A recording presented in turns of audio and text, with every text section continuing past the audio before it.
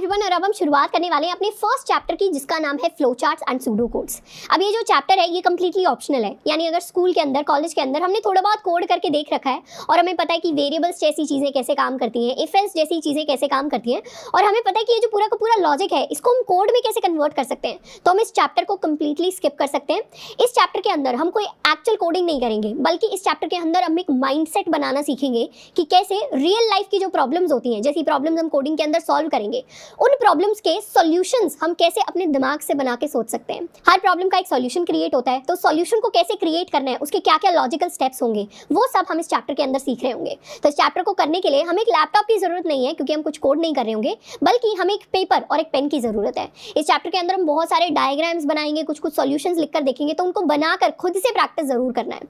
In fact मैं advice करूंगी कि जैसे जैसे एक दो प्रॉब्लम्स के बाद जो भी हम प्रॉब्लम सॉल्व करने वाले हैं, उसमें प्रॉब्लम के डिस्कशन के बाद एक बार वीडियो को पॉज करना है, उसके बाद क्या करना है, खुद से सॉल्यूशन करके देखना है, खुद से किया हुआ सॉल्यूशन फिर वीडियो के सॉल्यूशन के साथ मैच करना है। तो शुरुआत करते हैं अपने फर्स्ट चैप्टर की।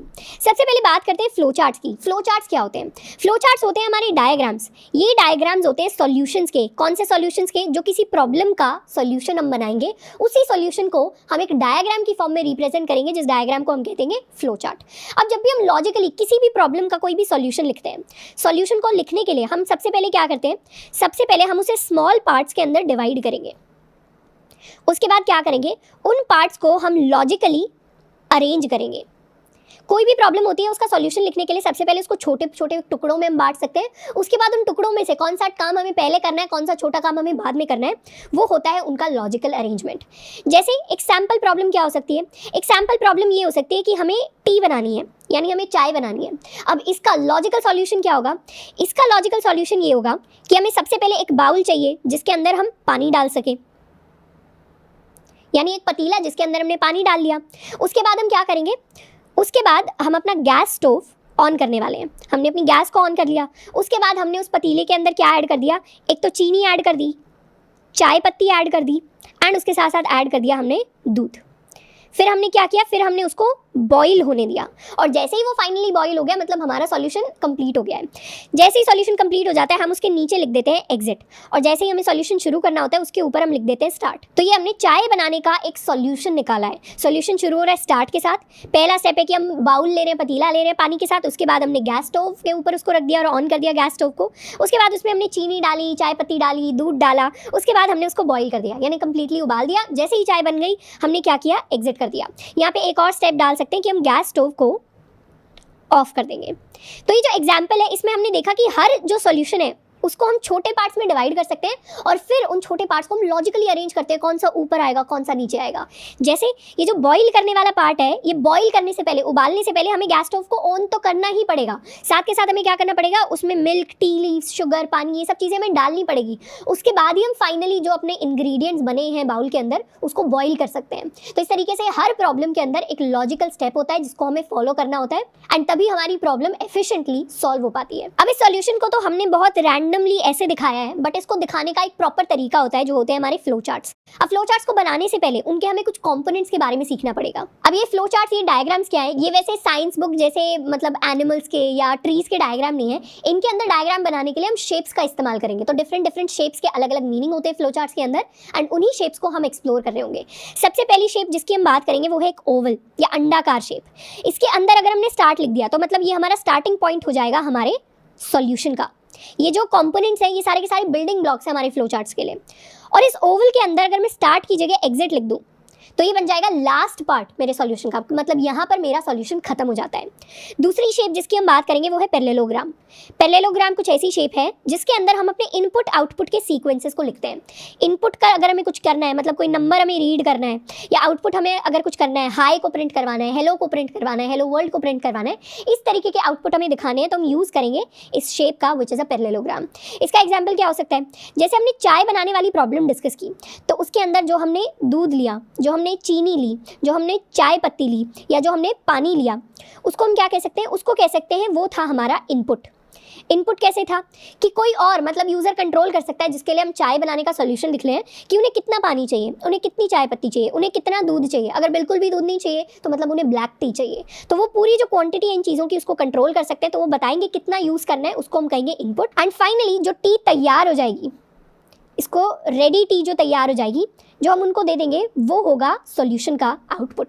तो इस तरीके से इनपुट आउटपुट होता है किसी भी सॉल्यूशन के अंदर। अब इसका रियल लाइफ एग्जांपल क्या हो सकता है, जो भी हम फ़ोन चलाते हैं, जो भी हम लैपटॉप चलाते हैं, उसके अंदर एक चीज़ हम में से ऑलमोस्ट 90% लोग, 99% लोग यूज़ करते होंगे, यो है गूगल सर्च। अब गूगल सर्च के अंदर हम क्या करते हैं, गूगल सर्च के अंदर हम कोई भी वर्ड को टाइप कर देते हैं और गूगल सर्च क्या करके देता है हमें, गूगल सर्च हमें उसका मीनिंग रिटर्न करके देता है। तो एक तरीके से गूगल सर्च का भी अपना कुछ कोड होगा। इस कोड को हम कह सकते हैं कि ये सॉल्यूशन होगा एक प्रॉब्लम का। प्रॉब्लम क्या थी कि यूज़र को, मतलब हमें, हर एक वर्ड का मीनिंग मिल जाए, ये प्रॉब्लम थी। उसके लिए गूगल सर्च ने कोई सॉल्यूशन लिखा। इस सॉल्यूशन को उन्होंने लिखा है कोड की फॉर्म में। तो ये जो उन्होंने पूरा सॉल्यूशन लिखा, इसके लिए इनपुट क्या हुआ, इनपुट हुआ वो वर्ड जिसका हमें मतलब सर्च करना है, और आउटपुट हुआ उस वर्ड का मतलब जो गूगल सर्च ने फाइनली हमें रिटर्न करके दिया। तो सॉल्यूशन ने जिस वर्ड का मतलब सर्च किया वो उसके लिए इनपुट है, और जो मीनिंग उसने रिटर्न किया फाइनली वो है उसका आउटपुट। तो इस तरीके का मतलब होता है जब भी हम इनपुट आउटपुट की बात करेंगे कोडिंग के अंदर या फ्लो चार्ट्स के अंदर। जैसे यहाँ पर मेरा इनपुट है कि मुझे कोई नंबर n रीड करना है, यहाँ मेरा आउटपुट है कि मुझे हाई को प्रिंट करवाना है। नेक्स्ट शेप जिसकी हम बात करेंगे वो है एक रेक्टेंगल। रेक्टेंगल के अंदर हम सारे प्रोसेस बताते हैं। प्रोसेस यानी अगर हमें कुछ काम करना होता है, कोई वैल्यू असाइन करनी होती है, कोई फॉर्मूला देखना होता है, अप्लाई करना होता है, कोई कैलकुलेशन करनी होती है, वो होते हैं सारे हमारी प्रोसेसेस। जैसे यहाँ मैंने क्या काम किया है, यहाँ मैंने एक वेरिएबल लिया है नेम नाम का, और उसके अंदर मैंने श्रद्धा की वैल्यू स्टोर करा दी है। ये जो इक्वल टू होता है इसको असाइनमेंट ऑपरेटर कहते हैं जावा के अंदर। असाइन करना चीज़ें यानी चीज़ें दे देना। तो मैंने क्या की, ये जो वैल्यू है श्रद्धा, इसको मैंने इस नेम वेरिएबल को दे दिया है। मैं यहाँ ये भी लिख सकती थी a = 10, b = 5। तो मैंने क्या किया, 10 की वैल्यू को a को दे दिया यानी असाइन कर दिया। अब a की वैल्यू 10 हो गई, 5 की वैल्यू को b को दे दिया या असाइन कर दिया। इसके अलावा और क्या काम हो सकते हैं मेरे रेक्टेंगल के अंदर, मेरे प्रोसेस ब्लॉक के अंदर। अगर मान लीजिए मुझे कैलकुलेट करना है दो नंबर्स का सम, तो मैं कैसे करूँगी, मैं सिंपली लिख सकती हूँ सम = a + b। तो इससे क्या होगा, a + b का जो भी सम आएगा वो मैंने इस सम वेरिएबल को असाइन कर दिया है, दे दिया है। तो ये भी मेरे लिए एक वैलिड प्रोसेस ब्लॉक हो जाएगा। नेक्स्ट ब्लॉक जिसकी हम बात करेंगे वो है एक डायमंड शेप। डायमंड शेप के अंदर हम सारे डिसीजंस लेते हैं। मान लीजिए मुझे चेक करना है मेरे किसी वेरिएबल की वैल्यू किसी दूसरी वैल्यू से बड़ी है या छोटी है, या कुछ भी है, कुछ भी चीज़ अगर हमें चेक करनी होती है कि वो ट्रू है या फॉल्स है, तो उसके लिए हम यूज़ करते हैं इस डिसीजन ब्लॉक का। जैसे यहाँ पे मैंने चेक किया है कि इज मार्क्स ग्रेटर देन 33, मतलब मेरे जो मार्क्स आए हैं वो क्या 33 से बड़े हैं या नहीं है। तो ये जो डिसीजन ब्लॉक है ये मुझे दो ही आंसर दे सकता है, एक होगा येस, एक होगा नो। तो येस होगा, उस केस में मैं क्या कर दूं, उस केस में मैं प्रिंट करवा सकती हूँ पास, और जिस केस में नो होगा उस केस में मैं प्रिंट करवा सकती हूँ फेल। तो अगर मेरे मार्क्स ग्रेटर देन 33 है तो पास प्रिंट हो जाएगा, और लेस देन 33 है तो फेल प्रिंट हो जाएगा। और ये पास और फेल में कैसे ब्लॉक में प्रिंट करवा सकती हूँ, ये मुझे प्रिंट करवाने अपने पैरेललोग्राम में, क्योंकि ये क्या है, ये एक तरीके से आउटपुट है, वो आउटपुट जो मुझे प्रोग्राम को देना है। और इनको हम कहेंगे कि ये है हमारी ब्रांचेस। ब्रांचेस यानी टहनियाँ। तो दो ब्रांचेस निकलती हैं अपने डिसीजन ब्लॉक से, एक होती है येस वाली ब्रांच, एक होती है नो वाली ब्रांच। और ये जो सारे के सारे डायग्राम्स की शेप्स हैं, ये जो कंपोनेंट्स हैं, इनको हम कनेक्ट कैसे करते हैं, इनको हम कनेक्ट करते हैं यूजिंग एरोज। तो इनको हम कहते हैं arrows. They act as connectors between the different shapes of a diagram.